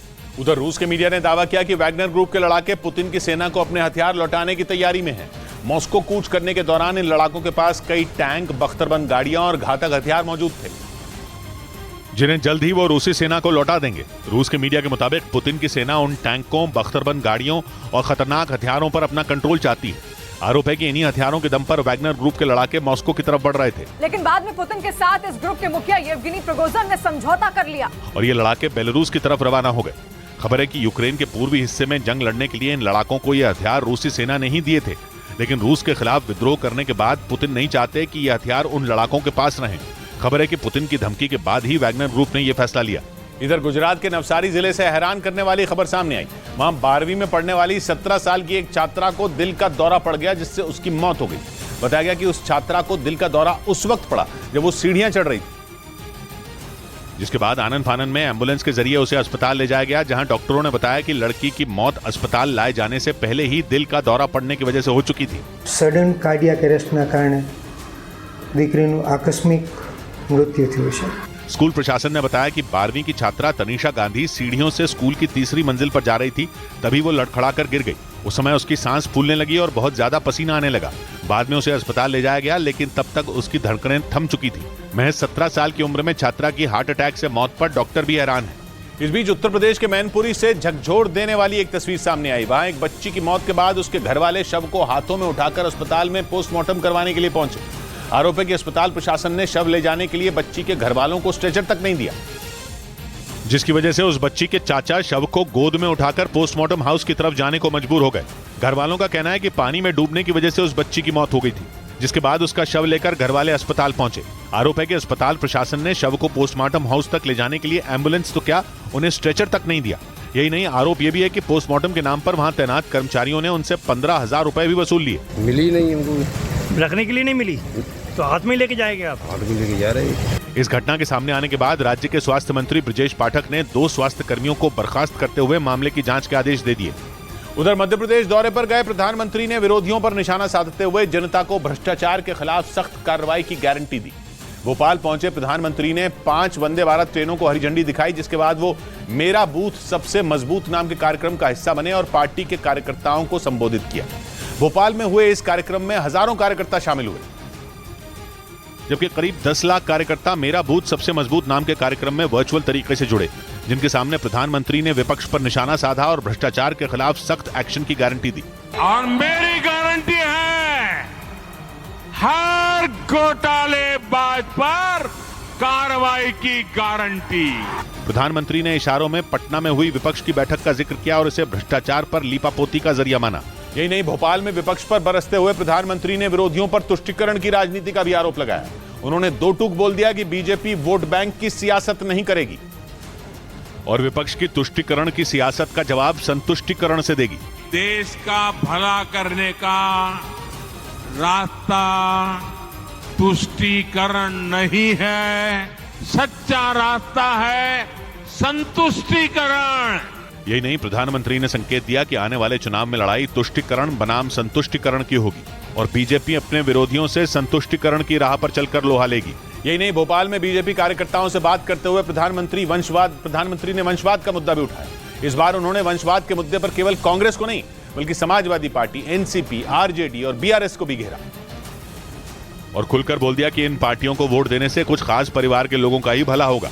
प्रधानमंत्री ने कांग्रेस समेत कई विपक्षी पार्टियों में वंशवाद की जड़ें गहरी होने का दावा करते हुए बीजेपी के लिए वोट की अपील की। आपको अपने परिवार के बच्चों का भला करना है तो आप वोट भाजपा को दीजिए। वंशवाद के मुद्दे पर बीजेपी पहले से कांग्रेस को घेरती रही है, लेकिन इस बार उसने एनसीपी, आरजेडी, बीआरएस और नेशनल कॉन्फ्रेंस जैसी पार्टियों को भी निशाने पर लिया। साथ ही प्रधानमंत्री ने जातिवाद का मुद्दा भी उठाया और विपक्ष पर जातिवाद के मुद्दे को हवा देने का आरोप लगाया। उन्होंने यूपी, बिहार, केरल और कर्नाटक जैसे राज्यों का उदाहरण दिया और वहां की सियासत करने वाली पार्टियों को जातिवाद के मुद्दे पर घेरा और उन पर जोरदार हमला किया। प्रधानमंत्री ने बीजेपी कार्यकर्ताओं को सलाह दी कि वो अपने इलाके में रहने वाले लोगों में भेदभाव न करें, ना अलग रहें और ना ही अलग दिखें। भोपाल में कार्यकर्ताओं से बात करते हुए प्रधानमंत्री ने साफ कर दिया कि बीजेपी कार्यकर्ताओं को जातिवाद के मुद्दे को दबाने के लिए सबका साथ, सबका विश्वास के एजेंडे पर काम करना होगा। वहीं भोपाल में हुए कार्यक्रम में प्रधानमंत्री ने आर्थिक मोर्चे पर किए गए केंद्र सरकार के काम की खुलकर तारीफ की। उन्होंने पड़ोसी देशों का उदाहरण दिया और दावा किया कि कोरोना और यूक्रेन जंग के दौर में भी भारत की अर्थव्यवस्था पटरी से नहीं उतरी और महंगाई दर 5% से कम रही। इस बात के लिए प्रधानमंत्री ने अपनी सरकार की पीठ थपथपाई। और भारत में महंगाई का दर कितना है? 5% से भी कम है। प्रधानमंत्री ने भारत में महंगाई दर कम होने का क्रेडिट सरकार के फैसलों को दिया और श्रीलंका और बांग्लादेश जैसे देशों का उदाहरण दिया, जहां तेजी से बढ़ी महंगाई दर ने आम आदमी की कमर तोड़कर रख दी। यही नहीं, भोपाल में पार्टी कार्यकर्ताओं से बात करते हुए प्रधानमंत्री ने जल जीवन मिशन की भी तारीफ की। उन्होंने कार्यकर्ताओं को उत्साह बढ़ाया और उन्हें सलाह दी कि वो गांव-गांव घूमकर सरकार की योजनाओं को उन तक पहुंचाएं। यही नहीं, प्रधानमंत्री ने उन्हें सोशल मीडिया का इस्तेमाल करने का भी सुझाव दिया। और बीजेपी कार्यकर्ताओं को सरकार और जनता के बीच की कड़ी बताया। प्रधानमंत्री ने जल जीवन मिशन का भी जिक्र किया और सरकार की इस योजना से लोगों को होने वाले फायदे गिनवा दिए। गांव में लोग अपनी बेटियों को शादी नहीं करते थे क्योंकि पानी की समस्याएं थी। आज हमने उन समस्याओं का समाधान किया है। प्रधानमंत्री की जल जीवन योजना का उद्देश्य 2024 तक भारत के हर ग्रामीण परिवार को नल जल कनेक्शन से जोड़ना है। वहीं विदेशी बाजारों में गिरावट के बावजूद भारत के शेयर बाजार में दिन भर खरीदारी का माहौल रहा। सेंसेक्स और निफ्टी दोनों ने ही तगड़ी छलांग लगाई और बाजार बंद होने के वक्त बॉम्बे स्टॉक एक्सचेंज का सेंसेक्स 446 अंक चढ़कर 63,416 पर बंद हुआ, जबकि नेशनल स्टॉक एक्सचेंज का निफ्टी 126 अंक चढ़कर 18,817 पर बंद हुआ। और इस उछाल की वजह से बॉम्बे स्टॉक एक्सचेंज का मार्केट कैपिटलाइजेशन करीब 1.5 लाख करोड़ रुपए बढ़ गया। बाजार की इस उछाल में बैंकिंग, रियल्टी और मेटल शेयर सबसे ज्यादा मुनाफे में रहे। इधर उत्तर प्रदेश के कौशाम्बी जिले में यूपी एसटीएफ ने 1.25 लाख रुपए के इनामी बदमाश गुफरान को मुठभेड़ में ढेर कर दिया, जिस पर उत्तर प्रदेश के अलग अलग जिलों में हत्या और लूट के कई मामले दर्ज थे। और यूपी एसटीएफ को उसकी काफी दिनों से तलाश थी। पुलिस के मुताबिक उसकी लोकेशन कौशाम्बी में मिली, जहां उसकी पुलिस से मुठभेड़ हो गई, जिसमें वो ढेर हो गया। प्रतापगढ़ में इसके विरुद्ध हत्या के प्रयास और लूट के 13 मुकदमे पंजीकृत हैं। पुलिस के मुताबिक 2 महीने पहले प्रतापगढ़ में एक सर्राफा कारोबारी को गोली मारकर लूट की बड़ी वारदात को अंजाम दिया गया था, जिसमें गुफरान भी शामिल था। तभी से यूपी एसटीएफ को उसकी तलाश थी। गुफरान पर एडीजी जोन प्रयागराज ने 1 लाख जबकि सुल्तानपुर पुलिस ने 25,000 का इनाम घोषित कर रखा था। पुलिस के मुताबिक उसके पास से हथियार और एक मोटरसाइकिल बरामद हुई। इस बीच कुछ दिन पहले दिल्ली के मुखर्जी नगर के एक कोचिंग सेंटर में लगी आग की घटना के विरोध में एबीवीपी कार्यकर्ताओं ने मुख्यमंत्री अरविंद केजरीवाल के घर के बाहर प्रदर्शन किया और जमकर नारेबाजी की, जिसके बाद पुलिस ने एबीवीपी के कई कार्यकर्ताओं को हिरासत में ले लिया। इस दौरान पुलिस और उनके बीच काफी बहस भी हुई। एबीवीपी के कार्यकर्ता बैरिकेडिंग तोड़कर सीएम आवास में घुसने की कोशिश कर रहे थे, लेकिन वहां मौजूद पुलिस ने उन्हें रोक दिया। इस दौरान कई कार्यकर्ता घायल भी हो गए। दरअसल कोचिंग सेंटर में लगी आग की घटना के बाद कोचिंग सेंटर में लगातार सुरक्षा का मुद्दा उठाया जा रहा है, क्योंकि 15 जून को दिल्ली के मुखर्जी नगर इलाके में कोचिंग सेंटर में आग लगने के बाद छात्रों को खिड़कियों से बाहर कूदते देखा गया था। उस घटना में कई छात्र घायल हुए थे और अब इसी मामले में एबीवीपी के कार्यकर्ताओं ने दिल्ली सरकार पर लापरवाही का आरोप लगाकर प्रदर्शन किया। इधर महाराष्ट्र के छत्रपति संभाजी नगर में 2 गुट आपस में भिड़ गए।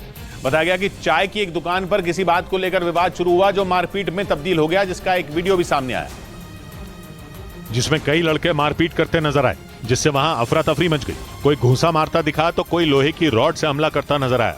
वहीं इस मारपीट में कई लड़कों के कपड़े तक फट गए।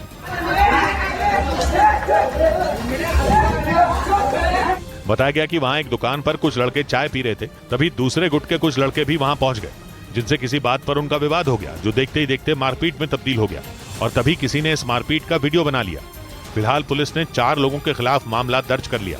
उधर बिहार के सुपौल से दिल दहला देने वाला एक मामला सामने आया, जहां गड्ढे की खुदाई के दौरान मिट्टी में कई मजदूर धंस गए, जिसके बाद वहां हड़कंप मच गया। बताया गया कि यह हादसा उस वक्त हुआ जब रेलवे विभाग की तरफ से पुरानी बिल्डिंग को तोड़कर मलबा हटाने का काम किया जा रहा था और इस दौरान कई मजदूर मिट्टी में धंस गए। निर्मली रेलवे स्टेशन के पास सुबह सुबह यह हादसा हुआ, जब रेल विभाग की एक पुरानी बिल्डिंग को तोड़कर मलबा हटाने का काम चल रहा था। इस दौरान करीब 8 फीट गहरे गड्ढे में कई मजदूर गिर गए। बताया गया कि एक दीवार की नींव से गड्ढा खोदकर ईंटें निकाली जा रही थी। उसी दौरान मिट्टी धंस गई और कई मजदूर गड्ढे में गिर गए। किसी तरह मशीन की मदद से मिट्टी हटाकर उनको बाहर निकाला गया। उधर यूरोप के देश सर्बिया और कोसोवो में बढ़े तनाव के बीच सर्बिया के राष्ट्रपति ने आरोप लगा दिया कि कोसोवो उनके देश को नेटो के साथ सीधी जंग में धकेलना चाहता है, क्योंकि सर्बिया के राष्ट्रपति के मुताबिक कोसोवो लगातार नेटो के सदस्य देशों से हथियार खरीद रहा है और दावा किया गया कि ऐसा करके कोसोवो के प्रधानमंत्री लगातार तनाव को बढ़ा रहे हैं। हालांकि सर्बिया के राष्ट्रपति ने बताया कि वो बिगड़ते हालात को लेकर सतर्क हैं और कोसोवो के जिस उत्तरी हिस्से में हंगामा मचा है उसे शांत करने की लगातार कोशिश कर रहे हैं। असल में सर्बिया से लगे उत्तरी कोसोवो में अप्रैल महीने से ही हंगामा मचा है, क्योंकि वहां पर बहुसंख्यक सर्ब समुदाय के लोगों ने लोकल काउंसिल चुनाव का बहिष्कार किया था। कोसोवो में बसे सर्ब समुदाय के लोग सर्बिया को ही अपना देश मानते हैं। इस बीच नेटो की सदस्यता के लिए आतुर स्वीडन को तुर्की ने चेतावनी दे दी। न्यूज एजेंसी रॉयटर्स ने दावा किया कि तुर्की के राष्ट्रपति ने साफ कह दिया कि अगर स्वीडन को नेटो की सदस्यता चाहिए तो उसे कुर्द लड़ाकों का खात्मा करना ही होगा। स्वीडन ने नेटो में शामिल होने के लिए पिछले साल अर्जी दी थी, लेकिन तुर्की के अड़ंगा लगाने की वजह से उसका नेटो में शामिल होने का सपना अभी तक पूरा ही नहीं हो सका, क्योंकि नेटो में शामिल होने वाले देश के लिए यह जरूरी होता है कि बाकी के सदस्य देश उसका समर्थन करें। लेकिन स्वीडन के नेटो में शामिल होने का तुर्की विरोध कर रहा है, जबकि पिछले साल नेटो में शामिल होने की अर्जी देने वाला स्वीडन लगातार तुर्की को मनाने में जुटा है। लेकिन रॉयटर्स के मुताबिक तुर्की ने साफ कह दिया कि स्वीडन नेटो में तभी शामिल हो सकेगा जब वो कुर्द लड़ाकों का सफाया करने में मदद करेगा। तुर्की लगातार ये आरोप लगाता आया है कि जो कुर्द लड़ाके स्वीडन में हैं वो तुर्की पर हमला करते हैं। इधर उत्तर प्रदेश के मथुरा में पुलिस से मुठभेड़ में 3 बदमाश पकड़े गए जिन पर लूट की वारदात को अंजाम देने का आरोप है। बताया गया कि 3 बदमाशों में एक नाबालिग है जिन्होंने 23 जून को उस लूट की वारदात को अंजाम दिया था। पुलिस ने मथुरा में मुठभेड़ के दौरान उन तीनों आरोपियों को धर दबोचा। पकड़े गए आरोपियों के पास से पुलिस ने अवैध हथियार, लूट की मोटरसाइकिल और मोबाइल फोन भी बरामद किया। पुलिस के मुताबिक लूट की वारदात के बाद से ही उन तीनों की तलाश में सर्च ऑपरेशन जारी था। इस मुठभेड़ में 2 बदमाशों के पैर में गोली लगी है, जिसके बाद पुलिस ने मुठभेड़ में उन तीनों बदमाशों को गिरफ्तार कर लिया। उधर अमेरिकी न्यूज चैनल CNN को मिले एक ऑडियो क्लिप ने अमेरिका के पूर्व राष्ट्रपति डोनाल्ड ट्रंप की मुसीबतें बढ़ा दी, क्योंकि इस ऑडियो क्लिप में ट्रंप कुछ लोगों के साथ अमेरिकी रक्षा विभाग की खुफिया फाइलों में मौजूद जानकारियों को साझा करते हुए सुनाई पड़े, जिसमें ईरान पर अमेरिका के हमले के प्लान के बारे में भी बात की गई। डोनाल्ड ट्रंप पर 2021 में चुनाव हारने के बाद ईरान पर हमले से जुड़े गुप्त दस्तावेज अपने साथ ले जाने के आरोप लगे हैं और बताया गया कि जो ऑडियो क्लिप सामने आई उसमें ट्रंप ने खुफिया दस्तावेज साथ ले जाने की बात खुद ही कबूल की। हालांकि डोनाल्ड ट्रंप अब तक अपने ऊपर लगे इन आरोपों को झूठा बताते आए हैं, लेकिन इस ऑडियो क्लिप के सामने आने के बाद उनकी मुश्किलें बढ़ सकती हैं। इस बीच अमेरिका के कैंसस सिटी में भीषण गोलीबारी में 3 लोगों की मौत हो गई, जबकि 5 लोग घायल भी हो गए। वहां की पुलिस के मुताबिक हमलावर ने गाड़ियों की पार्किंग वाली जगह पर गोलीबारी की, जिसमें 3 लोगों की मौत हो गई। बताया गया कि भीड़ के बीच हमलावर ने 8 लोगों पर गोलियां चलाई, जिसकी वजह से वहां भगदड़ मच गई। हालांकि जैसे ही घटना की जानकारी पुलिस को मिली, वो वहां पहुंच गई और घायलों को अस्पताल में भर्ती कराया। पुलिस ने गोलीबारी करने के एक आरोपी को भी पकड़ लिया। हमलावर ने लोगों पर गोलियां क्यों चलाई, पुलिस इसकी जांच में जुट गई। लेकिन अमेरिका में लगातार गोलीबारी की घटनाएं बढ़ती जा रही हैं। अमेरिकी मीडिया के मुताबिक इस साल 7 मई तक अमेरिका में 207 गोलीबारी की घटनाएं हुई। उधर इजरायल ने न्याय प्रणाली में सुधार के लिए लाए जा रहे बिल के विरोध में लोगों ने इजरायल के कानून मंत्री के घर को घेर लिया। वहां कई दिनों से इस बिल के विरोध में जनता सड़कों पर उतरी हुई है और अब तो लोगों का गुस्सा इतना बढ़ गया कि उन्होंने कानून मंत्री के घर के बाहर भीषण प्रदर्शन करते हुए आगजनी तक कर दी। वहां से जो वीडियो सामने आए उनमें सैकड़ों लोग इजरायल के झंडे लिए सरकार के खिलाफ नारेबाजी करते दिखाई दिए। उनका मानना है कि नेतन्याहू सरकार देश की न्याय प्रणाली में सुधार के नाम पर जो नया कानून लाना चाहती है वो गलत है, क्योंकि आरोप है कि इस कानून के बाद सरकार के पास अदालत के फैसले बदलने की भी ताकत होगी। और इसी वजह से इजरायल में कई महीनों से जंग छिड़ी हुई है। इस विरोध प्रदर्शन के दौरान वहां जुटे लोगों ने न सिर्फ नारेबाजी की, बल्कि हालात पर काबू पाने पहुंची पुलिस की गाड़ी को भी घेर लिया। इस दौरान वहां घंटों तक प्रदर्शन चलता रहा। प्रदर्शनकारियों ने ऐलान किया कि अगर सरकार ने अपना फैसला वापस नहीं लिया तो ये प्रदर्शन और भीषण हो जाएगा। हर शटर पर आज फिर ताले नजर आए, हर शटर पर आज फिर ताले नजर आए, फिर कवायद में पुलिस वाले नजर आए। 100 बात की एक बात कही अशोक ने, धूल की परतें दिखी संवेदनाओं पर, आदमी की सोच पर जाले नजर आए। मिलते हैं कल, घड़ी जब इशारा करेगी 9 बजे रात का, वक्त फिर होगा 100 बात की एक बात।